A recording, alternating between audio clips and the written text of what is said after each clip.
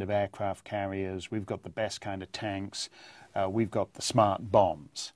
And that's a short-term advantage. If you want to pick a fight on a battlefield, if you want to pick a fight that is slightly more ambiguous, that doesn't actually, never actually calls out the force you're up against onto the battlefield for a big tank battle, then what matters is will.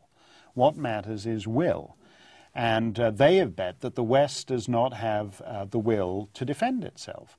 And they see that every day of the week. For example, in the way Comedy Central just a couple of days ago caved in and censored the show South Park. I don't really know much about South Park. I don't watch it particularly. I don't have a TV reception worth speaking of.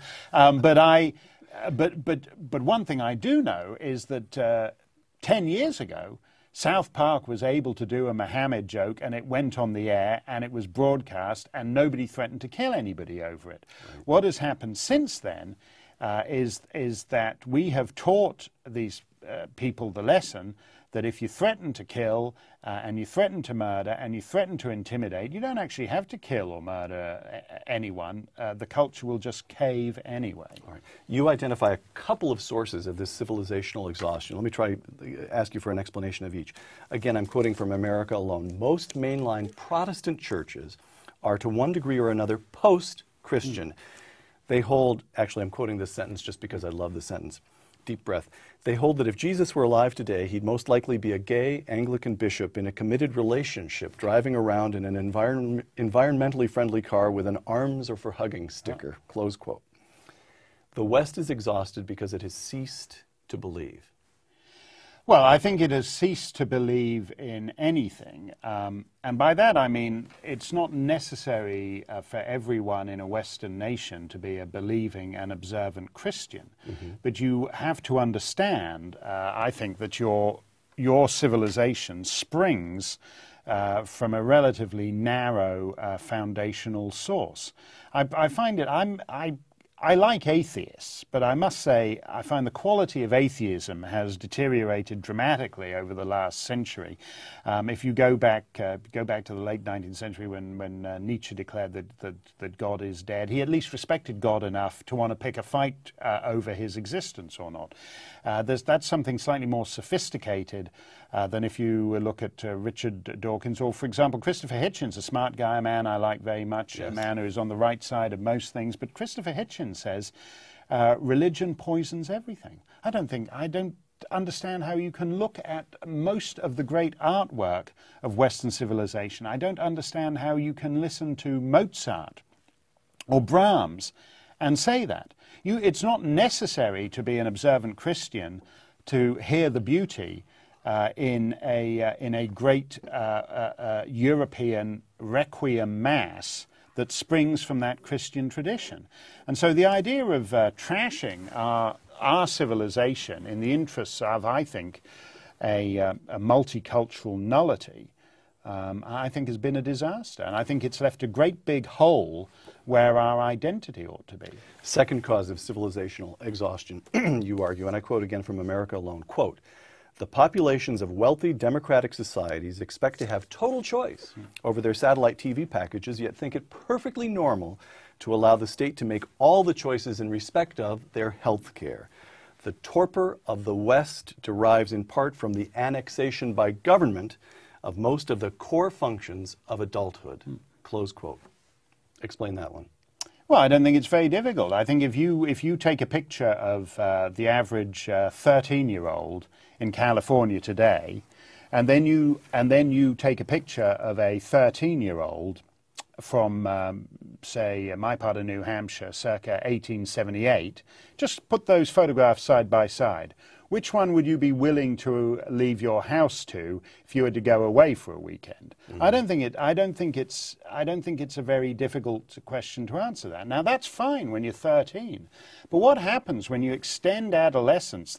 The President of the United States has just told us that if you're 26 years old, you can stay on your parents' health insurance plan. So he's basically said at 26, you're still a child. Childhood extends to 26. Right? On your 27th birthday, you've got to finally shape up and move out of your parents' insurance agency. But until then, you're a child.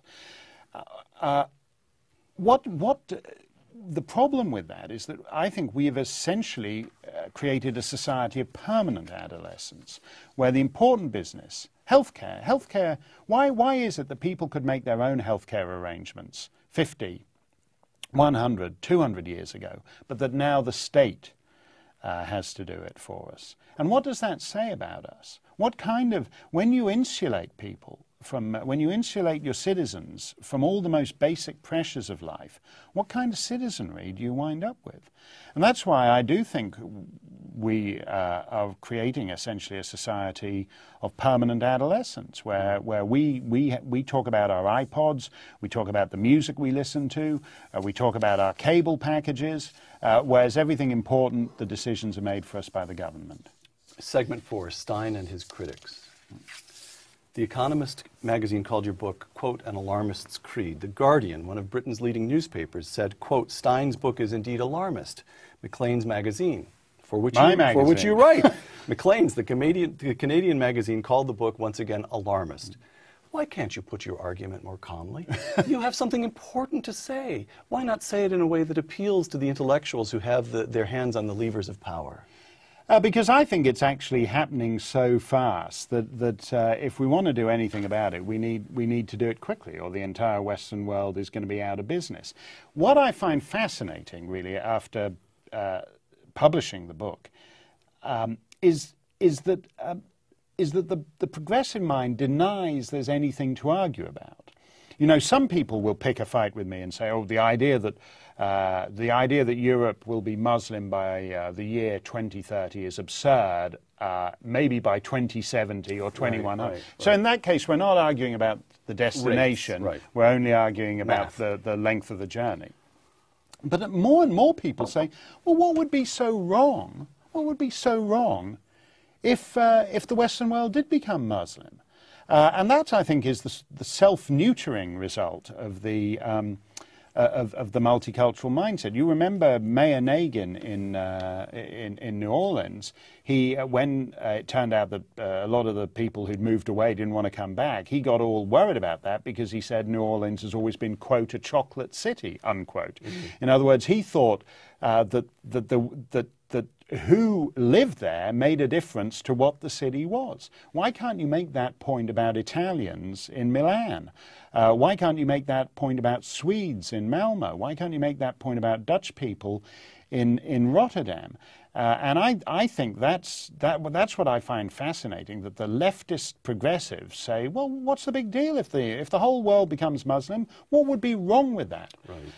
And I think what the response to that is, well, look, you know, okay, which currently Muslim city would you want to live in? Exactly. I like the Muslim world. I spent a lot of time in the Muslim world. I love Amman. I love Cairo. I love visiting them. But would I want to raise a family in Cairo? Would I want to try and do business in Cairo? Would I want to try and exercise my right to free speech even in Jordan, which is a supposedly moderate Muslim state? No.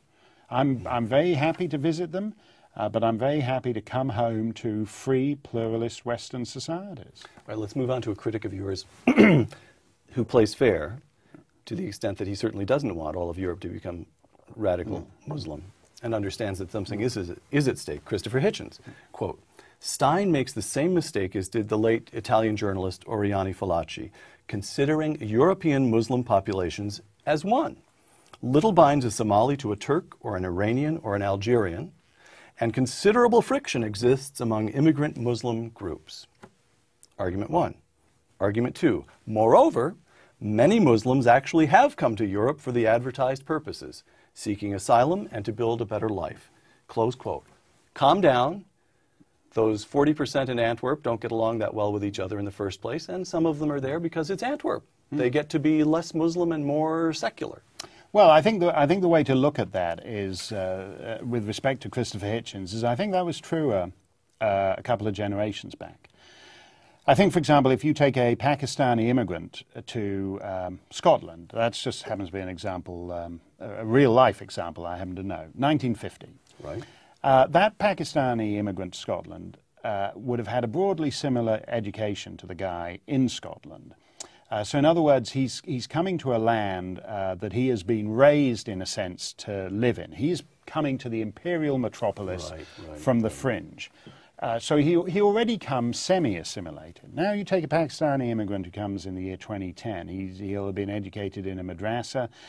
He'll know Islam, but not much else. He's far more foreign in that sense to Scotland than he would have been 50 or 60 years ago. But also I think there is a difference. And this is where the numbers come into play, that was simply not possible to live in a Muslim world in inner city Scotland in 1950, whereas it is now. What you see in Malmo, Sweden, where Jews are fleeing, in the most progressive society in Europe, social democratic Scandinavia, Jews have concluded there's no future for them in Malmo, and they're getting the hell out of there. Why? Because it's a Muslim city, and in a sense, there are so many Muslims in Malmo that Sweden has assimilated with Islam rather than the other way around. So I think with respect to Christopher Hitchens, he profoundly overestimates Westernization. And Christopher should know this. There's a fascinating series of pictures that was published on the internet a couple of months ago, showing the female graduating class from Cairo University in 1958, 1979, and I think 2004. 1958, they're all bareheaded women. They look like young women, more or less not terribly different from young women you would have seen at the time in Western Europe or anywhere else. By 1979, half of them are covered. 2004, they're all covered. It's the arrogance, I think. It's the arrogance even of the left to assume that the societal pull is always in the direction of Westernization. In the Muslim world, that is not the case. It's gone backwards, and I think you can see evidence already that it's going backwards in northern England and other heavily Muslim parts of Europe. Segment 5, your title, America Alone. You sum up European disdain for the United States by quoting the British journalist Brian Reed, who writes that Americans are, quote, self-righteous, gun-toting, military-loving, sister-marrying, abortion-hating, gay-loathing, foreigner-despising, non-passport-owning rednecks. To which Mark Steyn replies... I think you left out the most colourful bit of that description. Well, there's a bit that's...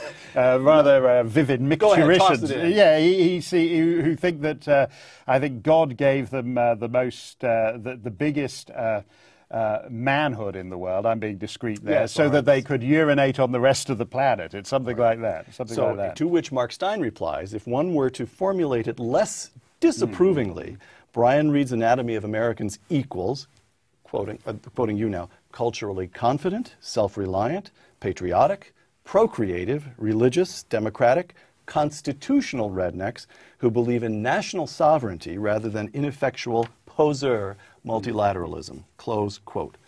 What makes the United States different? Well, I think the United States is still different. I think it's clear that there's a big slab of the population here that is attracted to the idea of being like Europe.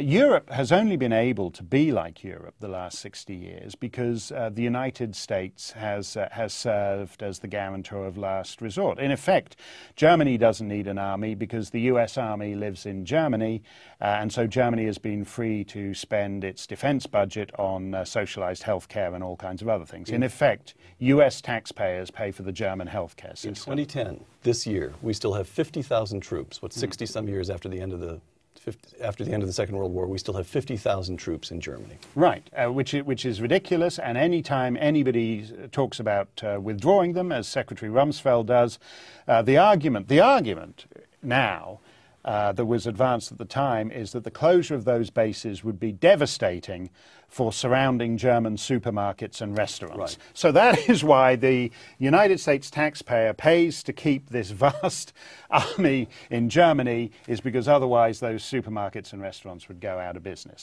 So if America goes down the European path, who is going to be the sugar daddy for America in the way that America served as the sugar daddy for Europe? There isn't one. But what heartens me is that America is not yet European. I was very despondent by the results of